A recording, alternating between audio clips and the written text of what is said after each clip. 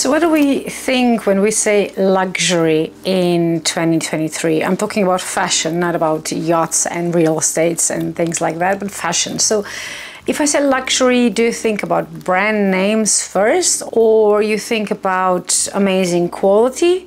Because I think what luxury actually represents has changed a bit over the years. So let's dive in.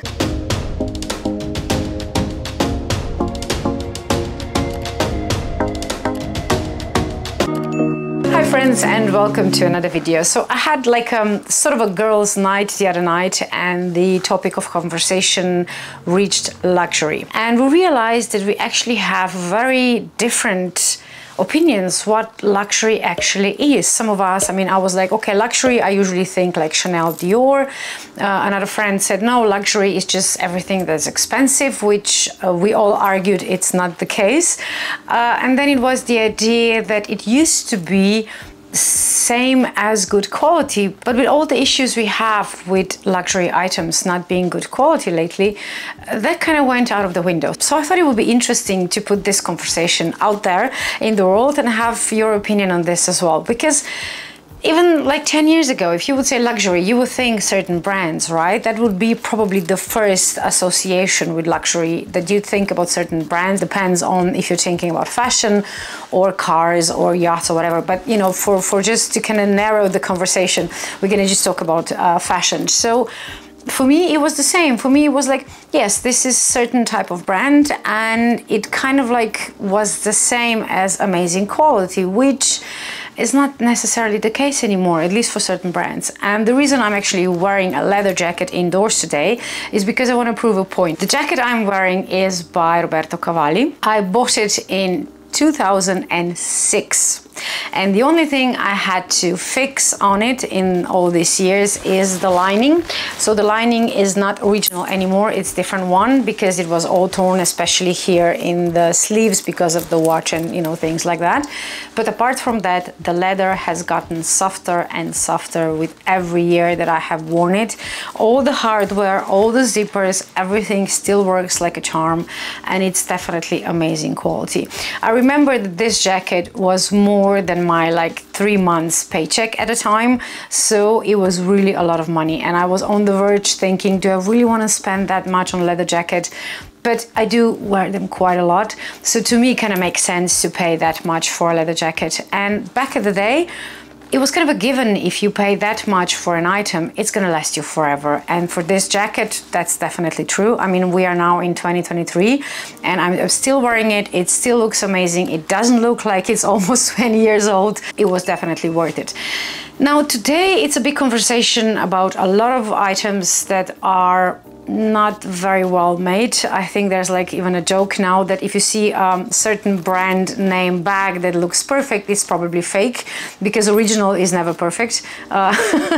It always has flaws and things like that. I mean, all of my designer bags are not vintage, but, you know, over 5 or 10 years old, and most of them I bought pre-loved anyway, so they're like quite old by now. So they are from different era, and I don't have that many quality issues with them because they are from different generation when they were making them. But today's, I don't know. I mean, I'm on the verge of actually buying a Chanel double flap. I know, I said here I'm done with Chanel, but that was the last bag left on my list because I do not have that one. I have jumbo, I don't have the medium, and I always wanted it. And I'm in negotiations right now with the seller, so if everything goes well, I'm gonna show you the bag very soon. But that's definitely my last purchase, because just this one bag was still left on my wish list. And, you know, if I have the chance to get it for the money that I think it's still okay to pay for Chanel, then obviously I'm gonna get it. Most of the items that we buy today, yes, they're obviously better quality than something that costs a lot less, but it's still not the quality to justify the price. So if we are not buying these things because of the amazing quality, why do we buy them? So I actually found a lot of interesting infos about luxury in 2023. The world's top 100 luxury goods companies generated 305 billion American dollars in financial year 2021. Keep it in mind that in 21, a lot of people were buying luxury who didn't buy luxury before because of the 2020, you know what? They had like money left over because they didn't take vacations and they didn't go anywhere, so they actually bought more. So 2021 is not a typical year. And then, no surprise there, Louis Vuitton is still the world's most valuable luxury brand.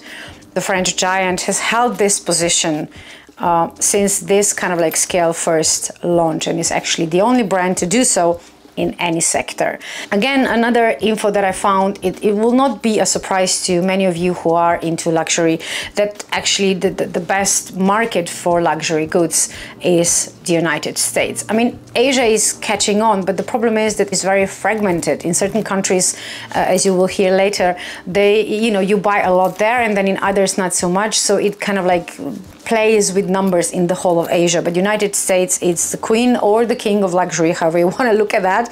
And it actually is $83.3 billion annually. And just to kind of give you the perspective, in Germany, which is also a very big market for luxury, the revenue is 18.5 billion. And then I found, going back to Asia, in South Korea, you actually spend 16.8 billion in 2022 on luxury goods. So that's a big number. And the interesting thing is that luxury here is again not separated. So I don't think it's just fashion. It goes with like watches and cars and real estate, I guess, too, but it just says luxury. So I guess it's everything that kind of falls into that category. And the last data I'm going to show you that I think is really interesting is, why do I actually buy luxury goods?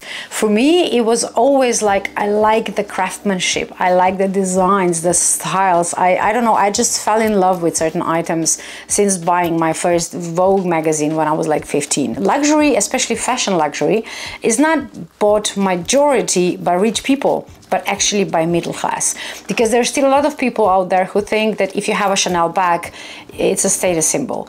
And I guess in certain circles, in certain parts of the world, it probably is.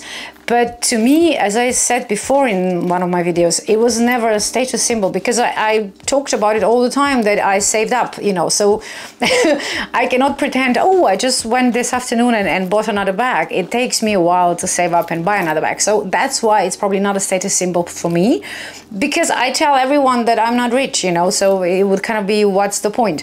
But I do love the bags. I do love the style and how it kind of elevates my outfits. And I love that you can have Zara dress or H&M dress and a Chanel bag. Obviously it has to match, but what I mean is, like, it will elevate any outfit. So this is one of the reasons why I love luxury brands or certain brands. And that kind of comes to the conclusion of what we were discussing last night as well. Like, how much are you willing to pay for an item if it's faulty, if it's gonna fall apart, if it's not to the standard that you expect it to be? I mean, if you're buying it for status symbol, then I guess you don't care about these things. But if you're buying it for the reasons that my kind of people that I know are buying it for, it kind of, what's the point, right? I mean, why would I pay thousands and thousands for a bag that will fall apart or, be damaged sooner than a bag that I can buy for like 300? This is just hypothesis. I'm not saying that all the luxury items are bad and bad quality, far from it. But it's just kind of like, what do we expect from it? So I want to know. What do you think? Do you think we are just, crazy about luxury and we're going to buy it anyway? It doesn't matter if it's good quality or not?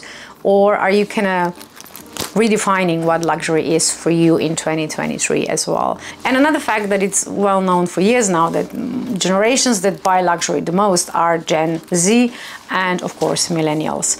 So I guess it depends on the age as well and what you think about it. That's why I kind of think it's interesting that we kind of started discussing that. And I think I'm going to still buy some of the luxury items. I'm not saying I'm never buying anything again, but I do look at it a bit differently. Tell me what you think, and why, of course, are you buying luxury items? Is it because of the status? Is it because of the brand names? Is it because, I don't know, you think it's good quality? Just, I'm curious, what will you say? Because we were talking about it the other day for like, I think it was hours.